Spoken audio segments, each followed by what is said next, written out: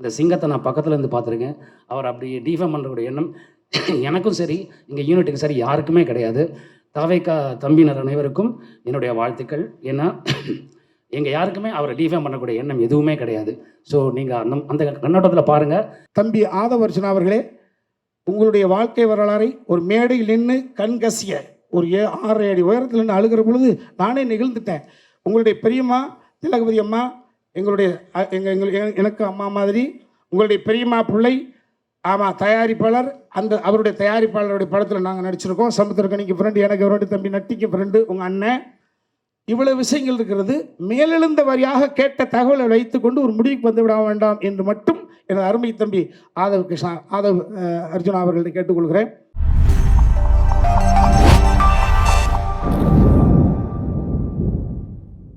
இன்றைய தினம் டிவிகேனுடைய தலைவர் அருமை தம்பி விஜய் அவர்களோடு 3 படத்தில் நான் நடிச்சிருக்கிறேன். அவர் 2 படம் கேமரா பண்ணியிருக்காங்க, யூத் அண்டு புலி. நிறையா பேர் அவரோட சம்மந்தப்பட்டிருக்கோம். ஸோ டீசர் ஒன்று வந்திருக்கு. இந்த டீசரில் தம்பி ஒரு குறிப்பிட்ட ஒரு அந்த லுக்கை மட்டும் பார்த்துட்டு ப்ரெடிக்ட் பண்ணி இப்படி ஆயிருமோ அப்படி ஆயிருமோ, நான் எனது வயசுக்கு போய் சொல்ல வேண்டிய அவசியம் இல்லை. இன்றைய தினம் வேட்புமனு தாக்கல் என்றால் TN 2026 தங்க நட்சத்திரத்தினுடைய படத்தினுடைய நாத்திக முன்னேற்ற கழகத்தினுடைய வேட்பாளர் இன்று வேட்புமனு தாக்கல் செய்தோம் என்றால், பத்திரிகையாக நீங்கள் 8ஆம் தேதி இரவு வாக்கு எண்ணிக்கை அன்றைக்கு தான் ஓட்டுப்பதிவு. நீங்கள் பார்த்துருவீங்க, நீங்களே சொல்லுவீங்க. 8ஓ 9ஓ தயாரிப்பாளர் ஐயா சொல்லுவாங்க, தம்பி ஸ்ரீநாத், இந்த EP உமாபதிலாம் சொல்லுவாங்க. ஸோ அன்றைய தினம் நீங்கள் பார்க்கிற பொழுது அன்றைய தினம், ஸோ 10ஆம் தேதி அன்றைய தினம் மக்கள் கைக்கு போய் சேர்ந்துடும். 8 வரைக்கும் தான் எங்களுடைய படம். 8க்கு பிறகு உங்களுடைய படம், 10க்கு பிறகு மக்களின் படம். என்ன சொல்ல வரேன்னா, இன்று மதியத்துக்கு பிறகு டிவிகே வெள்ளிவாக்கம் தொகுதியினுடைய வேட்பாளர் அன்பு தம்பி ஆதவர்ஜுனா. எல்லா கட்சிகளிலும் எனக்கு தம்பிமார்கள் இருக்கிறார்கள். நாம் தமிழர் இயக்கத்திலிருந்து, டிவிகேயில இருந்து என்று சொல்லுது, ஆளும் கட்சியாக திராவிட முன்னேற்ற கழகத்திலிருந்து, ஆண்ட கட்சியாக அண்ணா திராவிட முன்னேற்ற கழகத்திலிருந்து, இது 4வர் கூட்டணி. இப்போ 5வர் கூட்டணி என்று ஆரம்பித்திருக்கிறது யாரு?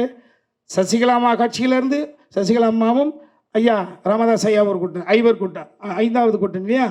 6வது கூட்டணி தமிழக வாழ்வுரிமை கழகத்தின் சார்பிலே ஒருத்தர் தம்பி வேல்முருகன் அவர்கள். வேல்முருகனுடைய உடன் பிறந்த தம்பி, எனக்கு அற்புதமான பிள்ளை. ஸோ இத்தனை பேரையும் எல்லா இயக்கத்திலும் எல்லோரும் எனக்கு இருக்கிறார்கள். அத்தனை பேருக்கும் பதில் சொல்ல கடமைப்பட்டவன். எனது வாழ்க்கையாவது ரிஸ்க் எடுக்கலாம், நான் புதிதாக இனி பார்ப்பதற்கு ஒன்றுமில்லை. எனது மகனுடைய வாழ்க்கை என்கிற பொழுது பொறுப்பு அதிகமாக இருக்கிறது. என்னன்னா, நான் ஒரு கதையை எழுதி கொடுத்துட்டேன். ஜென்சிட்டி என்று சொல்லக்கூடிய வகையில் அந்த படைப்பை எனக்கே பிரமாதப்படுத்தி காமிச்சிட்டாப்ல.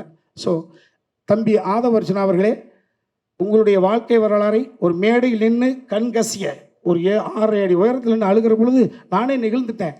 உங்களுடைய பெரியம்மா திலகவதி அம்மா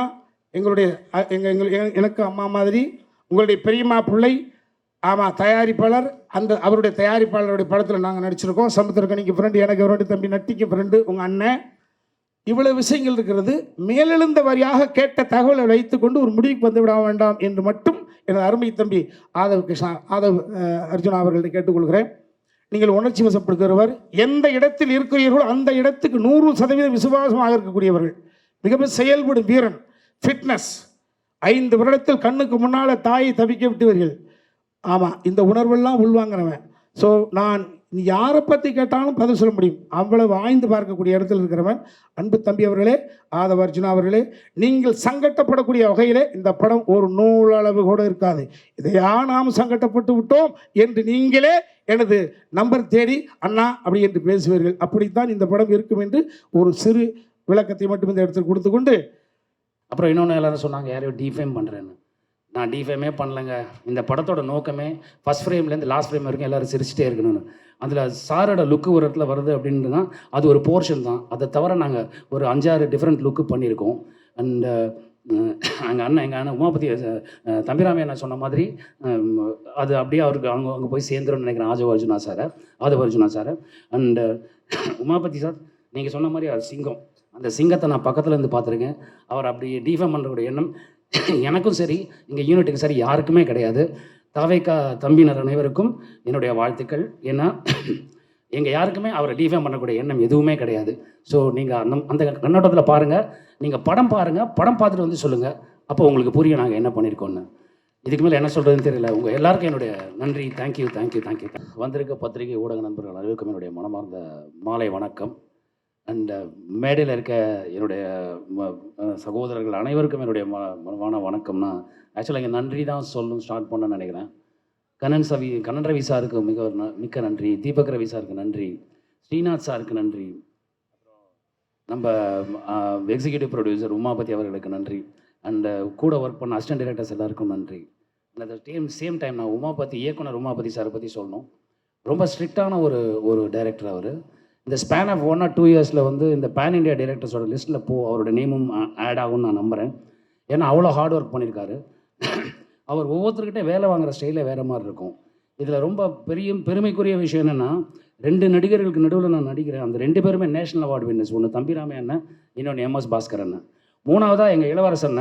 ஆனால் அவர் இன்னும் நேஷனல் அவார்டுக்கு அந்த தகுதி இன்னும் வரலன்னு நினைக்கிறேன், அவரை போய் சேர்றதுக்கு. அவ்வளோ அருமையான ஒரு நடிகர் எங்கள் இளவரசன். அண்டு கூட நடித்த எல்லாரும் சரி, ஸ்ரத்தா அவர்களாக இருக்கட்டும், விஜய் மேமாக இருக்கட்டும், இந்திரஜாவாக இருக்கட்டும், எல்லாருமே பிரமாதமான நடிகர்கள். ரொம்ப நல்லா பண்ணாங்க. இப்போ உதாரணம் ஒரு சீனை நாங்கள் ரிஹர்சல் பண்ணும்போது எல்லாருக்கும் ஒரு டைமிங் தேவைப்படும். அந்த டைமிங்காக நாங்கள் ரிஹர்சல் பண்ணும்போது அதை அப்சர்வ் பண்ணுவார் எங்கள் டைரக்டர் உமாபதி.